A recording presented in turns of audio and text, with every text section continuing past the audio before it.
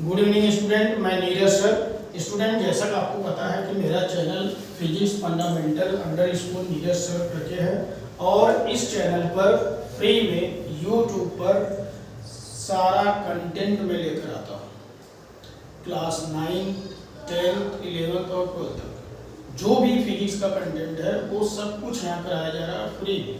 Student, जैसा कि last वाले लेक्चर में मैंने एटलीस्ट 14 क्वेश्चन नंबर तक करवाया था, तो आज हम 15, 16, 17 ये सारे क्वेश्चन करवाने वाले हैं। तो क्वेश्चन नंबर 15 की अगर बात करें तो आज एनसीईआरटी से चल रहा है। स्टूडेंट, आपको पता है एनसीईआरटी एक्सरसाइज में करवा रहा हूँ, तो एनसीईआरटी एक्सरसाइज से सब लोग एक बार चेक कर लीजिए, ठीक है। और क्वेश्चन नंबर 15 क्या कर रहा है, consider a uniform electric field capital E equal to. तो क्वेश्चन सब लोग देखते रहिए। क्वेश्चन नंबर 15 में पढ़ रहा हूँ और E की वैल्यू दिया है। E की वैल्यू कितना दिया है, E की वैल्यू आपको दिया है, ठीक है। कितना दिया है, 3 × 10 पावर 3, ठीक है। J ग्रेप करके दिया है, ठीक है। और उसके बाद जैसा कि ये न्यूटन पर कूलम, ठीक है, I का न्यूटन पर कूलम ये करके यहाँ पर बता रहे हैं, न्यूटन पर कूलम।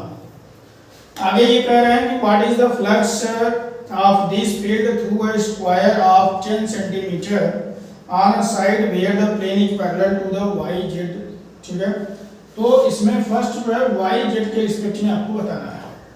तो parallel to the y z का मतलब क्या है कि व्हेन, तो कंडीशन क्या है कि व्हेन इलेक्ट्रिक फील्ड, अगर मान लीजिए प्लेन जो भी है कि व्हेन प्लेन इज पैरेलल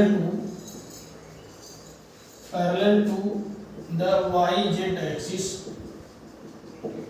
तो वाई जेड एक्सिस का क्या मतलब हो गया कि वाई जेड एक्सिस है, वाई जेड प्लेन के अगर रिस्पेक्ट में भी बात करें, मान लीजिए प्लेन भी मान लीजिए, तो इसके प्लेन के रिस्पेक्ट में अगर ये चलेगा तो यहाँ पर that means theta equal to कितना हम ले लेंगे, 0 डिग्री। थीटा कितना बनेगा, 0 डिग्री बनेगा। और आप एक चीज जरा ध्यान दीजिए, सरफेस एरिया कितना दिया हुआ है, तो थ्रू अ स्क्वायर 10 सेंटीमीटर, तो स्क्वायर का साइड जो है 10 सेंटीमीटर दिया हुआ है। इसका मतलब अगर हम एरिया की बात करेंगे तो एरिया जो यहाँ पर आएगा सरफेस एरिया वो कितना आ जाएगा, 10 पावर -2, ठीक है। तो सरफेस एरिया कितना चल जाएगा, 10 पावर -2। क्लियर है स्टूडेंट।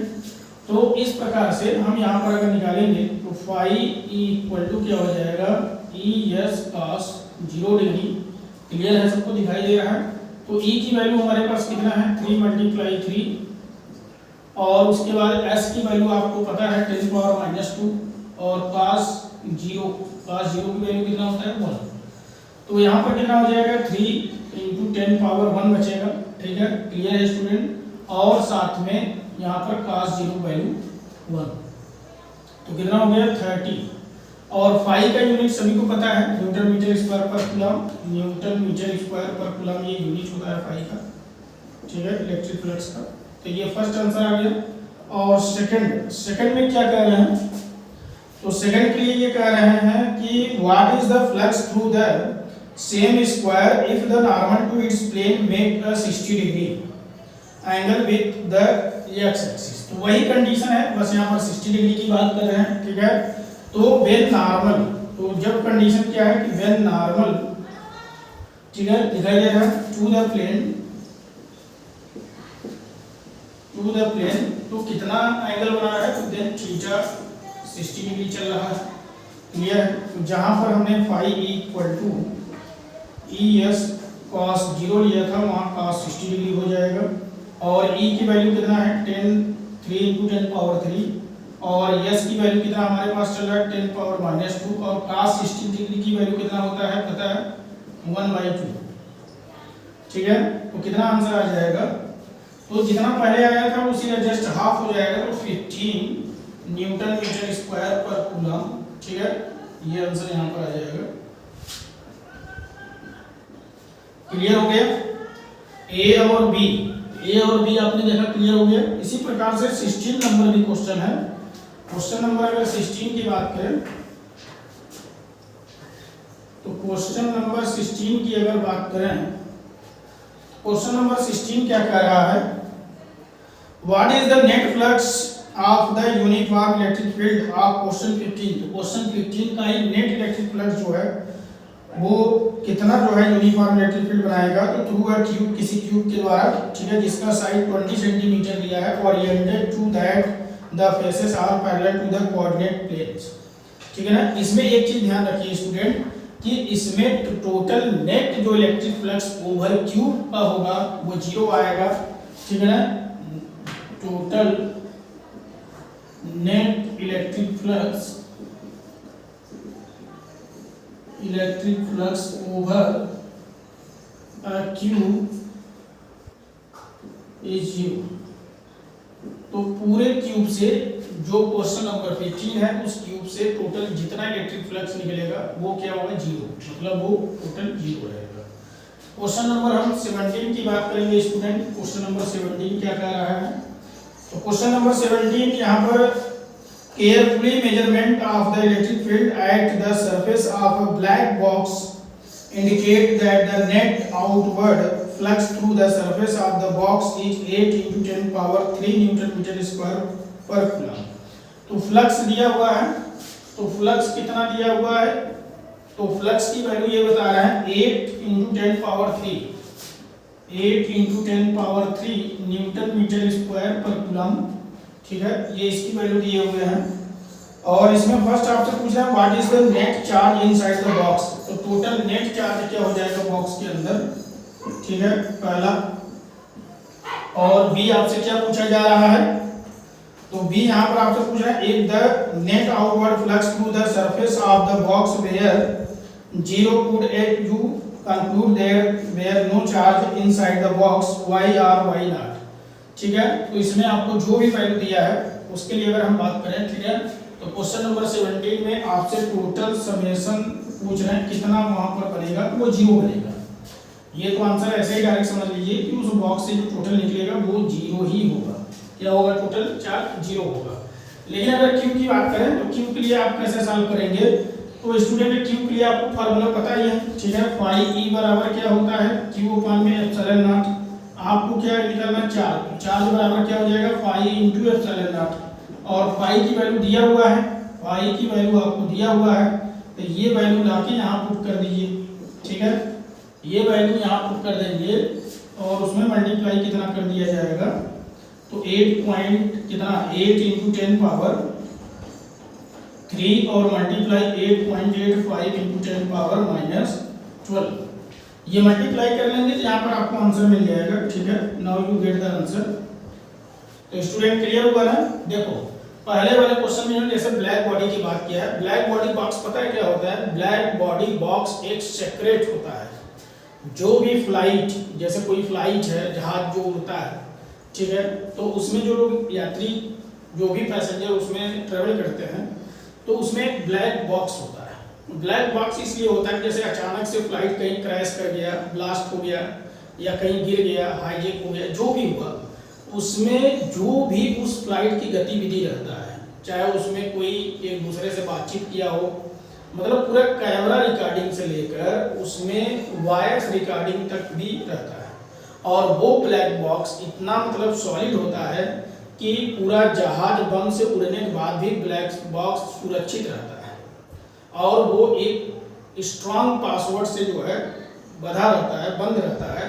और वो पासवर्ड जब मतलब एक सरकारी आदेश जारी होता है, वारंट जारी होता है, या हाई कोर्ट का जब जांच होता है, तभी उसका पासवर्ड ओपन किया जाता है। तो आप समझिए कि ब्लैक बॉक्स में पूरे फ्लाइट, पूरे जहाज की पूरी रिकॉर्डिंग होती है। और वो रिकॉर्डिंग पूरे फ्लाइट के अंदर का होता है, चाहे बाथरूम का हो, चाहे पायलट के पास का हो, चाहे पैसेंजर के पास हो, पूरी रिकॉर्डिंग होती है कि फ्लाइट के अंदर क्या गतिविधि हो रहा है। तो ये समझ में आया। क्वेश्चन नंबर अगर 18 की बात करें, तो क्वेश्चन नंबर 18 क्या कर रहा है स्टूडेंट, क्वेश्चन नंबर 18 बहुत इजी है, सभी लोग अपना बुक देखते रहें, सामने बुक रख लीजिए। क्वेश्चन नंबर 18 ये कह रहा है कि a point charge plus 10 microcoulomb is at a distance of 5 cm directly above the center of square of side 10 cm as shown in figure. What is the magnitude of the electric flux through the square? और इन्होंने hint भी आपको दिया है, इस question में आपको hint भी दिया है। स्टूडेंट ये नोट कर लीजिएगा आप लोग, ठीक है। तो क्वेश्चन नंबर 18 की अगर बात किया जाए, तो बहुत आसान क्वेश्चन है। तो क्वेश्चन नंबर 18 में आपने देखा, क्वेश्चन नंबर 18 यहाँ पर आप ये देख रहे हैं। तो क्वेश्चन नंबर 18 क्या है, अब पॉइंट चार्ज। तो किसी पॉइंट चार्ज की बात हो रही है जिसमें जो है कितना माइक्रोकूलम चार्ज दिया है, तो चार्ज यहाँ पर +10 माइक्रोकूलम की बात किया जा रहा है, ठीक है। और at a distance 5 centimetre directly above the centre of the square, और डिस्टेंस इसमें जो है 5 सेंटीमीटर की बात किया जा रहा है, ठीक है। तो जो भी है मतलब आप ये ध्यान रखिए कि आपको सिर्फ चार्ज से मतलब, अगर टोटल फ्लक्स निकालना है, टोटल यदि फ्लक्स निकालना है तो सिर्फ चार्ज ही रिक्वायर्ड है। चार्ज मिल गया तो मतलब सब कुछ मिल गया। क्यों? क्योंकि देखिए अगर इसमें बात करेंगे तो फाई ई बराबर क्या हो जाएगा, तो टोटल मतलब जो भी निकलेगा कहाँ से, इन्होंने किसी हिंट भी किया है, फेस ऑफ क्यूब, मतलब फेस ऑफ क्यूब मतलब एक साइड हो तो 6 क्यूब के साइड होते हैं, तो 6 साइड के बजाय अगर एक साइड से निकले तो 6 का डिवाइड करना होगा। तो यहाँ क्या हो जाएगा, Q/ε0, और Q की वैल्यू कितना है 10, और माइक्रो मतलब -6 का मल्टीप्लाई हो जाएगा। और आपको पता है एप्सिलॉन की वैल्यू 8.85 × 10⁻12। आप इसको सॉल्व करेंगे तो now you get the answer, तो आपको ये आंसर मिल जाएगा स्टूडेंट। तो बहुत आसान है, ये सॉल्व करके आंसर आप गेट कर सकते हैं, ठीक है।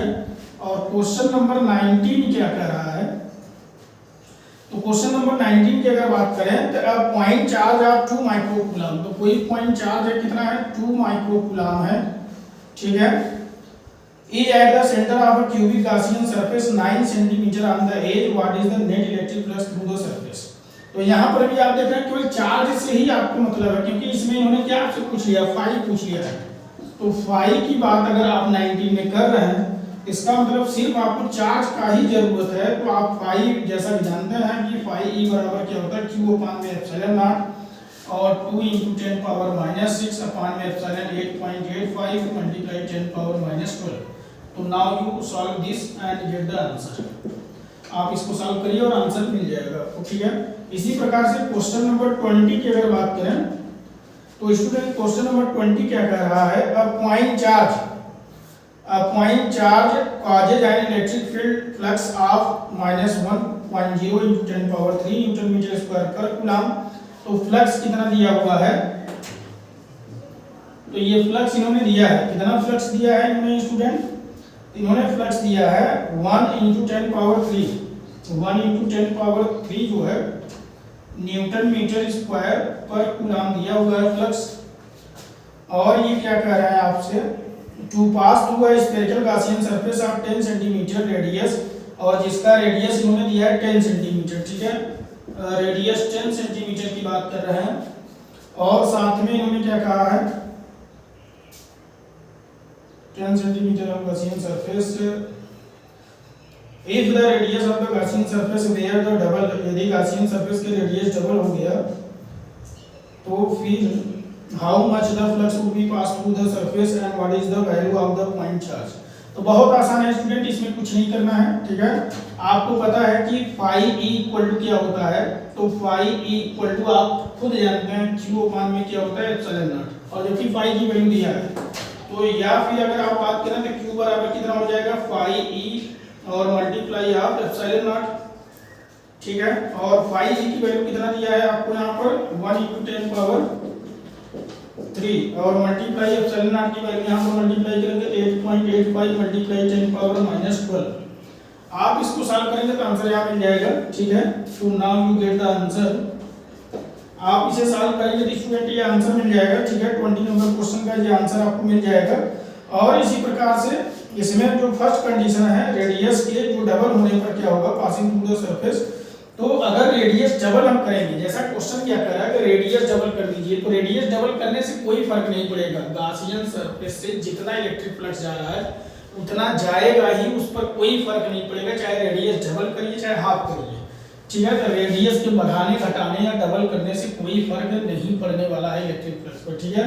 तो ये बी वाला तो आपका यही आंसर हो गया, और ए वाले में रिमेंस कांस्टेंट हो जाएगा, मतलब रेडियस डबल होने पर भी इलेक्ट्रिक फ्लक्स वही जाएगा बाहर। Okay student, all of you getting clear.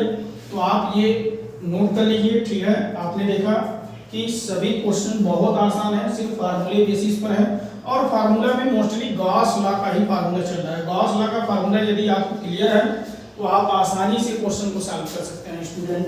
ठीक है, ओके, इसको अच्छे से क्लियर करिए और कमेंट सेक्शन में हमको लिख के बताइए कि चीज़ें क्लियर हुआ या नहीं। Okay, hi student.